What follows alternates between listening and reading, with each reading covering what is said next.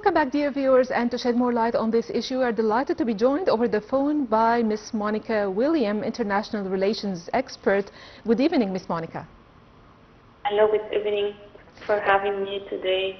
It's always a pleasure having you with us on Nile TV International. Ms. Monica, what are the specific actionable terms of the peace deal, and does it include a permanent ceasefire and a timeline for the Israeli withdrawal and the disarmament of Hamas?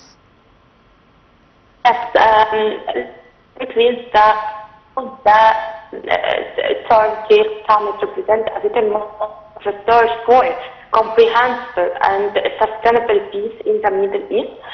Actually convened under Egyptian leadership, the summit brought together a wide range of regional and international power, including the United Nations, United States, and United Nations, and Turkey, Qatar, European states, and Arab partners and international organizations. This broad diplomatic participation gives the summit a significant political weight and strategic credibility for what you mentioned regarding the timeline and what's the future of the conflict. We can tackle with the future of or timeline in context of the President Abdel Fattah al-Sisi messages, which is President Abdel Fattah al-Sisi actually delivered a deeply strategic speech that reflects Egypt's consistent diplomatic doctrine and its commitment to regional stability. The peace focused on three major pillars. The first one is the peace and it's the Egypt strategic side. Yes, it must be tied to national security and for actually regional stability. And the second one is the responsible mediation role. Actually, the President of Fattah al-Sisi highlighted Egypt's central diplomatic role over the 2 years in mediating ceasefire negotiations and preventing a full regional escalation, as we expected at some days, and coordinating the humanitarian corridors. The first and the very strongest message in this region is call for immediate reconstruction of Gaza without delay. We warned that leaving the streets in ruins would create a security backup and fuel cycles of exchange and instability. So he also stressed that Egypt's support, of course, for Palestinian unity recognized it's essential for what we can call the sustainable political settlement. So, Ms. Monica, was the deal preceded by an earlier signing that included Hamas and the Israeli delegations involved in talks in Cairo? The absence of the two, it's of course expected before the summit to not attend these negotiations and this ceasefire between. So we can. That's why let's assume that the interaction and the, as we mentioned earlier, the presence of European and Asian and different countries and different diverse coalitions reflected a very moment of governance between global and regional interests. It provides strong momentum towards negotiating a permanent ceasefire. So after years of conflict, what were the key breakthroughs in the negotiations that led to this agreement, and what are the concessions made by each side? It's very critical now, as know that this peace and this Gaza agreement tackle with the difference, and as you know, it's committed all for transition from temporary ceasefire to permanent.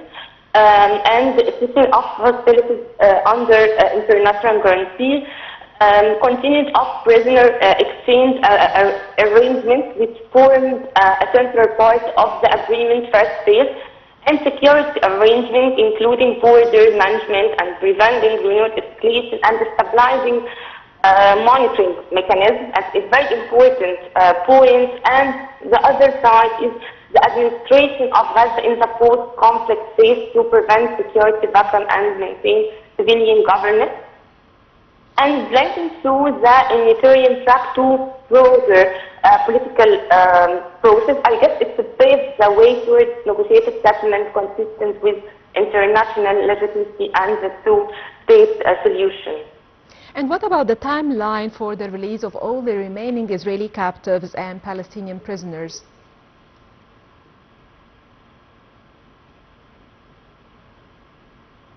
Hello, Ms. Monica? Yes, what I'm I asking can about yes, the timeline in general for releasing the remaining Israeli captives and the Palestinian prisoners and other things like the withdrawal and the Israeli withdrawal and the disarmament of Hamas as well. Yes, it's very soon as we see before. Actually, it's a consistent process. I guess for an hour, I guess it's a very continuous stage. It's very important, and it's done under international guarantee.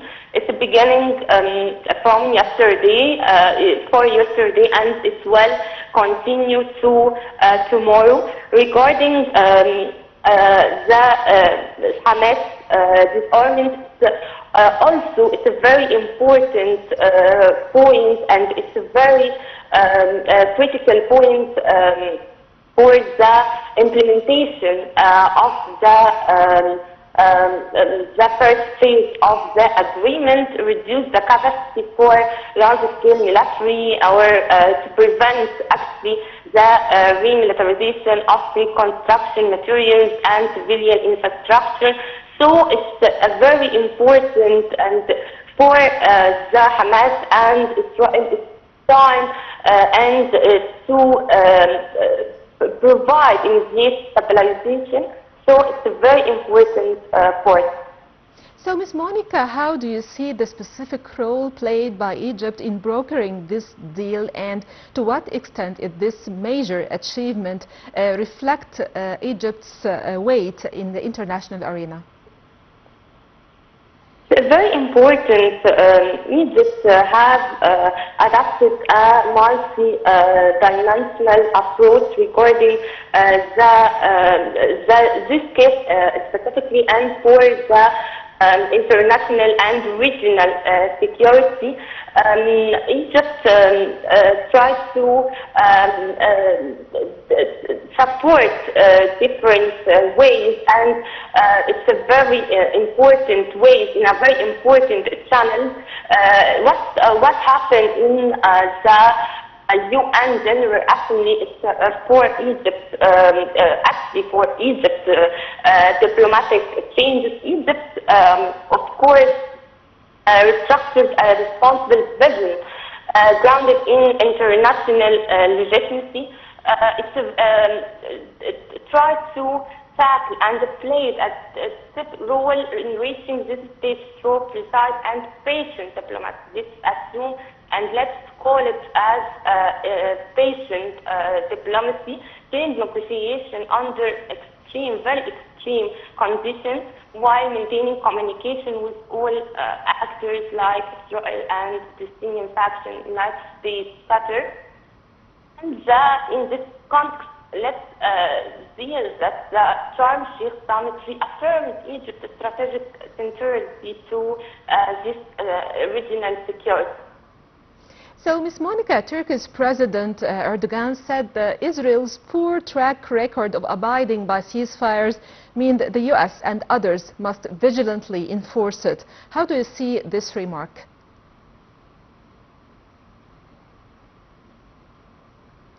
He means that Israel doesn't abide by ceasefire agreements in general, and that this should be monitored according to his point of view, and U.S. and other parties must vigilantly enforce it. How do you see this? Turkish president, to tackle with this, emphasized that achieving just sustainable peace requires ending international fights in dealing with Palestinian issue. And actually, he criticized what described as a double standard in the international community response to the conflict and reaffirmed support for Palestinian rights. So how do you see this? Should this be, what's the mechanism of monitoring Israel's abiding by the ceasefire? What's the mechanism?